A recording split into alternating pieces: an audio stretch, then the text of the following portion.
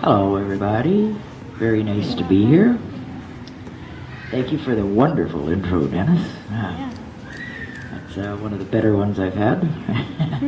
Had a few bad ones, but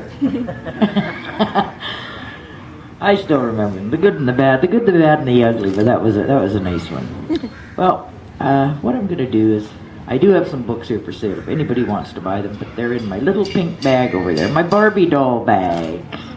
See that pink bag? Boy, I searched long and hard to find that baby, but I found it at Walmart. Nice. So I'm going to read my most recent poem I wrote.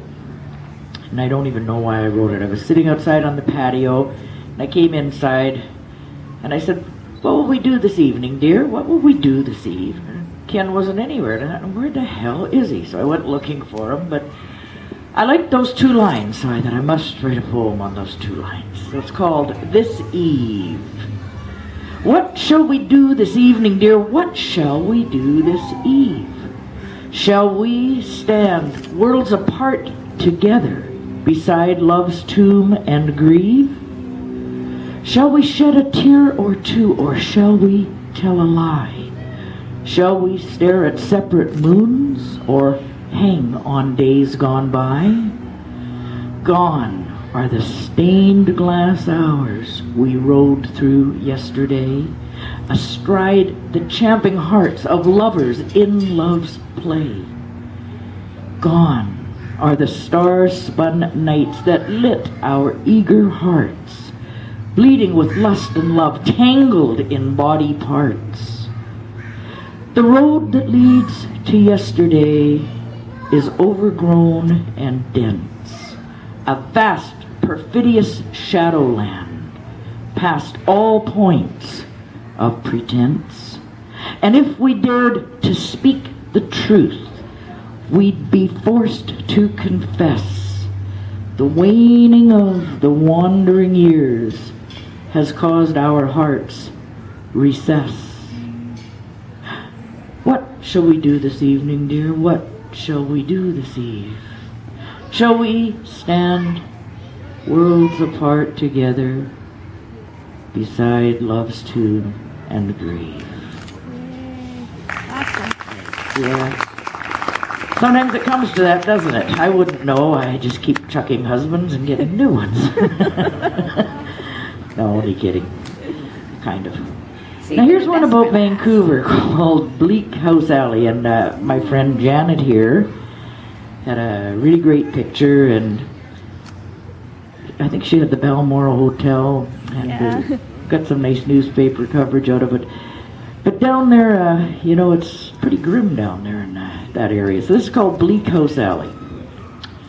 On the east side of Vancouver, in Bleak House Alley, peppered with cardboard creatures, a broken Cinderella, cracked and creased with age, candles the night, weaving phantom dreams in the pale moonlight. Breathing in foggy remnants of second-hand wishes, she churns them and burns them under hot, buttered streetlights, drinking in the horizon, gulping it like wine on this hot, thirsty night of no reprisals. She sways in drunken repose, skin weather-beaten, hanging in pockets of leather, chafing the edge of night. She doesn't remember when the rain started, but she's certain it shows no sign of letting up soon. Each random drop relentlessly pursuing the razor's edge of the one in front of it. This Cinderella broke her mirror years ago, lives in a fantasy world, thinks she's still beautiful. Her torn mouth twitches, groans into a grin, yellow cracked teeth glinting in the broken bits of moonlight, decorating the one shoe she wears, the other foot bleeding and scarred. She limps along this highway of tears, searching for her prince, knowing full well he will not come. Wasted chants and wishes, unanswered prayers and rituals, scattered hopes and dreams, broken Cinderellas and busted Prince Charmings, living and dying in obscurity in Bleak House Alley on the east side of Vancouver. Pretty gruesome down there. But you know, who knows? Everybody's happy, I think, in their own way, supposedly. Now for a villanelle. Gotta love the villanelles. I moved from sonnets to villanelles. I don't know what I'll do next, but the villanelle is my new favorite. Marble and Frost. I love the tactile things, you know, the feeling things that you can almost feel with your mind. Marble and Frost. On the marble-tiled floor of my memory, the paintings shine from the walls in the frosted blue mirror above me. Cobalt rivers that flow to the sea, dark canyons with white waterfalls on the marble-tiled floor of my memory. And always you come back to me with ghostly murmurs and calls in the frosted blue mirrors above me. In the lost depths of my reverie, a shadow from yesterday's shawls on the marble-tiled floor of my memory. A ribbon of sunset surrounds me as burnt ink indelibly scrawls in the frosted blue mirror above me. Your image always will be flowing through star-dusted halls on the marble-tiled floor of my memory in the frosted blue mirror above me. Yeah. Villanelles. They repeat a lot of stuff in them, but by the time you finished repeating it all, it feels kind of good. So, on to the sonnet. The sonnet. So I thought I'd read a sonnet about a sonnet first, just for those who aren't real well versed with sonnets. This one's called Echoes. A sonnet is a hieroglyph of thought with meanings buried deep inside the ink. At times it wanes to cool, then waxes hot, to coax a tear, to cause an eye to blink. A ghostly image hazing in and out, in house of mirrors, fiction bending truth, a whisper hiding in a blatant shout, where secrets stand and speak of folly's youth. The written word thence spilled on page has dried, yet resonates upon the mind's terrain. The perils of destruction and the pride reflecting on life's window pane, a stain. Still echoing inside each drop of rain, the promise that the sun will shine again. Yeah, so you kind of really got to listen to those sonnets, don't you? Yeah. All right, we'll do another sonnet, kind of a light one. Just thinking back on my heavy drinking days, which was not that long ago. This is called Nemesis. I used to actually, after I tried a bunch and thought, well, they don't agree with me because I get too nuts, I finally went to Captain Morgan's spiced rum. That was a good drink. So, this one goes. I sit here talking Captain Morgan jive. My tongue is loosed with pull of spicy rum.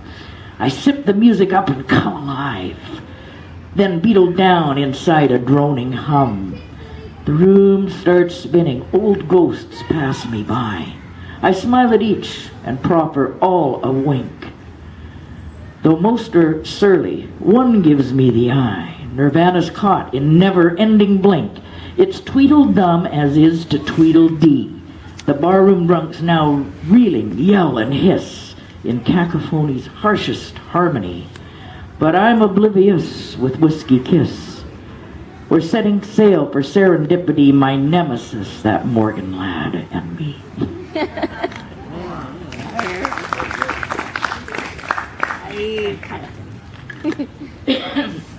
And here's one, another sonnet. I'm doing the sonnets right now because that's my most recent book, which Libros Libertad did put out, and I thank you very much for that, Manolis, for your faith in me. I hope it will prove to be well-founded. Anyway, this one is one I have quite a few arguments with my granddaughter. She's very realistic, and I'm very unrealistic. I always have been my whole life, so I kind of really think we're not actually here. And I keep talking to her about holographic universes and the fact that she's not there and I'm not here, and so nothing really matters anyway. And she goes mental on me, saying, "Now, how could you say that? We're here, da-da-da-da-da." So I wrote this one for her called Dimensionalization. And actually, that's not a word. So I thought, well, I'll title it that anyway. The ization doesn't work with dimensional. Could I be but a structured form of paste? Discarnate, yet believing I exist? A spirit in a state of hybrid grace? In actuality, just moving mist? Am I a portal to the other side? Or mortal, merely chiding, biding time? My spirit's breath can never be denied, in perfect rhythm interlaced with rhyme. My structured form continues, changing face. I run amongst the stars, chased by the moon, where time and fate insist on trading space, and journey's end, as always, comes too soon. Dimensionalization blurs my eyes, as soul moves from disguise to new disguise.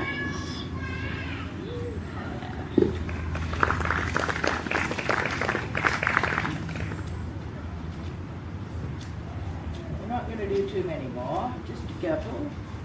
Actually, I'll probably, I know what I want to do. Not all my poems are nice. There's the odd, really bad, awful, ugly poem. And they only usually happen when somebody's really, really, really pissed me off to the nth degree. But every once in a while someone like that comes into my life. And I wrote this one, and I was quite happy with it after I'd written it, because mine are usually pretty nice, but this one's a kind of a nasty one. So I must read it, called The Walking Dead. Terrible melted wax figurine with large, grotesque, bloated lips, spewing poisonous vapor in a cacophony of venomous words. Semi-dead zombie, enslaved by your addictions and ego, an unwelcome, uninvited presence, cutting your way in scattered, scissored steps through the lives of your imagined, maligned enemies. Easily tracked by the path of slime you leave in your wake, upheaval and broken roads that try as you may, you will not walk again. Hard, greasy air, the residue of your fetid breath. Living inside your death, you fight so hard to be recognized. But you are inconsequential, nothing, a non-contender who entered a ring under false pretenses. Your mask is slipping, the ugliness now showing. You claw at your face, drawing blood, licking as it seeps onto your large, grotesque, bloated lips. Tearing at your disguise, the world witnesses your true blood-sucking self. Wild eyes darting, riddled with lies, evil, emotional, vampire, readied for the stake for the sake of the world. It is driven through your blasphemous heart in one swift thrust of righteousness. A new day dawns, shining brilliantly. The sun celebrates your final departure. I enjoyed writing that one. Boy, it felt good when I finished. I love poem. That person really annoyed me. Wow. So we'll do one more, and we'll call it a day after that. One more. I'm going to do another villanelle. I'm quite into my villanelles these days. They even sound good, like vanilla. Villanelle, vanilla. You know, it's Tasty. really, yeah, aromatic. This one's called Feet of Clay. In the hush of a whisper, he heard music play, threw caution aside and tempted the breeze. to dance with his secrets in feet of clay. Snow angels rocked in the gentle sway of a wayward star in a midnight squeeze. In the hush of a whisper, he heard music play. In a moment of weakness, he fell by the way, boarded a wave, sailed on stardust seas, and danced with his secrets in feet of clay. The middle of the night was a starry day. The edge of night was a sultry striptease. In the hush of a whisper, he heard music play. Heaven's jewelry was on display. Angels in prayer rose from their knees. They danced with his secrets in feet of clay. The moon and the stars in bright array streamed in shadows through the twilight trees. In the hush of a whisper, he heard music play and danced with his secrets in feet of clay. And that is it, folks. Thank you so much. If you want